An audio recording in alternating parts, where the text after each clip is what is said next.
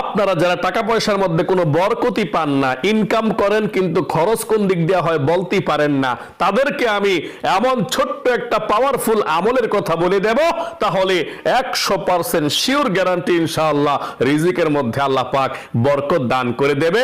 আর সে আমলটা সহজ একটা আমল, আর সে আমলটা করবেন হচ্ছে চাশতের নামাজ পড়ার পর আল্লাহ রাব্বুল আলামিনের একটি নামকে আপনারা 10 বার পর্যন্ত পাঠ করতে হবে।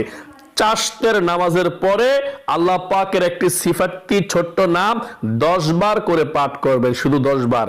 আজকে চাশতের নামাজ পড়ছি 10 বার, কালকে আবার 10 বার, এইভাবে সর্বদাই পাঠ করবেন। আপনাদের অর্থের মধ্যে আল্লাহ পাক বরকত দান করবে, আপনি বরকত পাবেন। আর সেই আল্লাহ পাকের সিফাতি নামটি হচ্ছে আল বাসিতু, আল বাসিতু, আল বাসিতু, আল বাসিতু, আল বা